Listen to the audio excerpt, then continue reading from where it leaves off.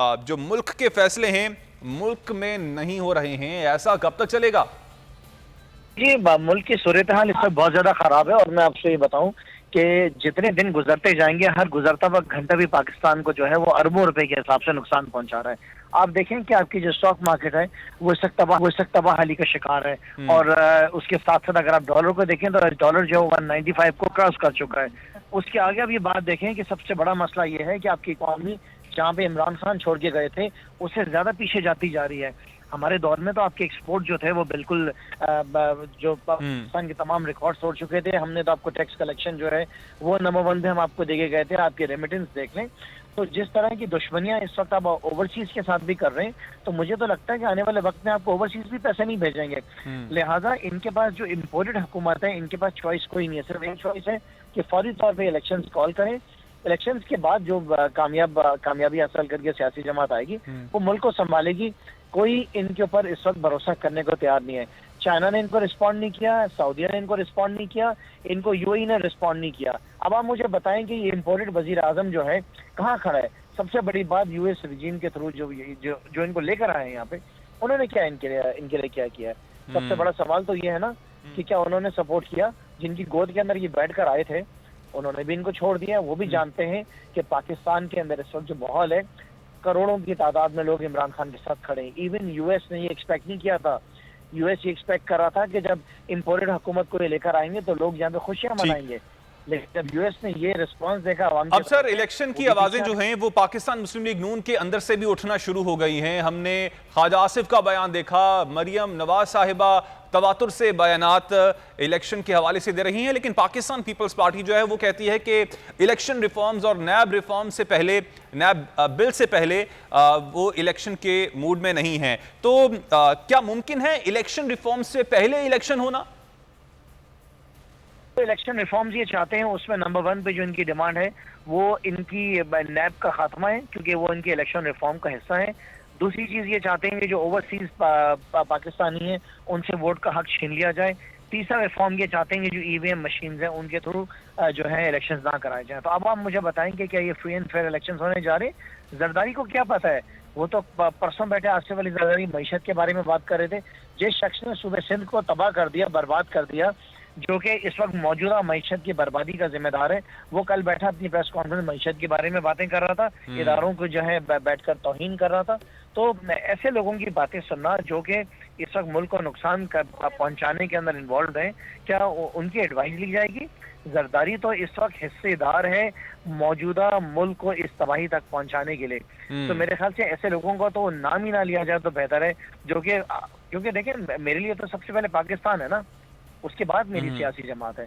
तो जो शख्स इस बैठ के पाकिस्तान को नुकसान पहुंचा है मैं समझता हूँ उसके बारे में तो बात अब सर पाकिस्तान तहरीक इंसाफ के जो वर्कर्स हैं वो इस वक्त सड़कों पर मौजूद हैं। लॉन्ग मार्च के हवाले से भी बातें हो रही हैं, 20 मई के बाद इस हवाले से ऐलान भी हो जाएगा। लेकिन अगर उसके बावजूद जो है इलेक्शन का ऐलान नहीं करती हुकूमत तो और गिरफ्तारियां शुरू हो जाती हैं, तो आगे का पाकिस्तान तहरीक इंसाफ का लाहे अमल क्या होगा?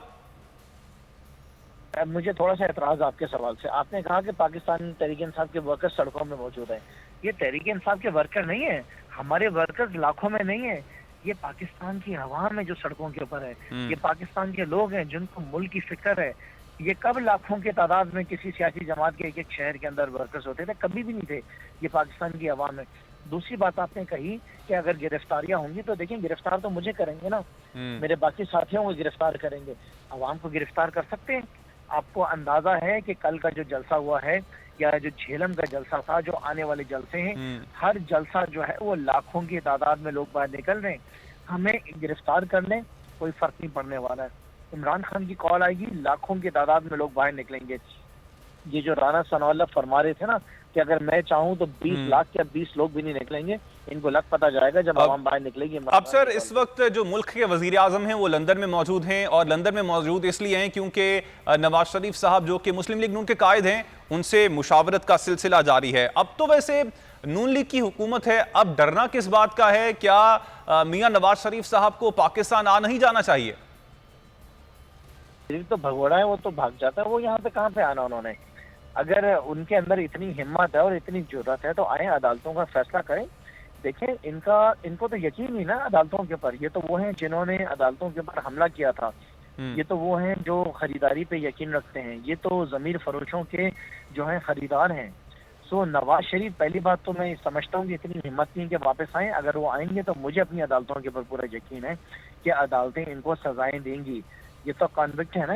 ये तो इन्होंने तो डर खौफ की बुनियाद के ऊपर बाहर भाग गए थे। आपको याद नहीं है कि कुछ दिनों पहले इनके जो प्लेटलेट्स थे वो 2000 से भी नीचे आ गए थे। तो जो दूसरे इस्ताक डार हैं वो 4 कदम भी नहीं चल पा रहे थे। सो मौजूदा हालात मुल्क के लिए बहुत ज़्यादा ख़राब है। और पाकिस्तान की जो कौम है, अवाम एक्सपेक्ट कर रही है अपने इदारों से भी कि जो हमारे इदारे हैं वो मुल्क की फिक्र करते हुए सही फैसले लें और फौरी तौर पे इस इम्पोर्टेड हुकूमत को फारिग करके नए इलेक्शंस को। और सर लास्ट सवाल आपसे बस करना चाहूंगा, इससे पहले हमने देखा कि पाकिस्तान मुस्लिम लीग नून जब ऑपोजिशन में थी तो वो पाकिस्तान तहरीक इंसाफ की हुकूमत को नाअहल करती थी, ना तजर्बाकार कहती थी। पाकिस्तान पीपल्स पार्टी पाकिस्तान तहरीक इंसाफ को पीटीआई IMF कहा करती थी। अब इस वक्त जो मौजूदा सूरत हाल है कि IMF जो है वो टेबल पर बैठने को तैयार नहीं है जब तक आप फ्यूल सब्सिडी नहीं ले लेते। दूसरी जानिब जो तजर्बाकार लोग थे वो इस वक्त मुल्क में ही मौजूद नहीं हैं। इमरान खान जो थे वो एक अवामी लीडर थे। उनको अवाम से गर्ज था, अवाम की फिक्र थी, अवाम का दर्द था, जिसकी बुनियाद के ऊपर उन्होंने उस हालात के अंदर भी अवाम को रिलीफ देने के लिए सब्सिडीज दी। अगर आज इमरान खान होते तो आज भी सब्सिडीज कंटिन्यू होती और आज भी कीमतें किसी हाल में नहीं बढ़ाई जाती। लेकिन उसके साथ साथ मौजूदा हालात को कंट्रोल करने के लिए इमरान खान के पास ऐसे और बहुत सारे रास्ते थे जिसकी बुनियाद के ऊपर वो इकानमी को संभालते। आप मुझे बताएं ना कि रशिया जो है वो आपको 30% कम कीमत के ऊपर जो है वो आपको तेल दे रहा था, वो आपको डीजल दे रहा था, वो आपको गंदम दे रहा था। उसके साथ साथ सऊदीया का जो किंगडम है वो इमरान खान के साथ खड़ी थी उसको सपोर्ट करने के लिए। चाइना जो है वो इमरान खान के साथ खड़ा हुआ था। इस इम्पोर्टेड हुकूमत के साथ है कौन सवाए इनके जो जूते पॉलिश करने वाले साथ इनके हैं। सो लिहाजा अब ये वक्त आ गया है कि अपनी सियासत को हम सब छोड़कर हम मुल्क की फिक्र करें। इमरान खान ये तो नहीं कह रहा है कि ला के मुझे कुर्सी पे बिठा दें आप। इमरान खान तो ये कह रहे हैं कि इलेक्शन कराएं, अवाम जिसके साथ है उसको जो है इक्तदार की कुर्सी के ऊपर बिठाएं और मुल्क को संभालें। सब्सक्राइब करें और बेल दबाएं ताकि कोई खबर रह न जाए।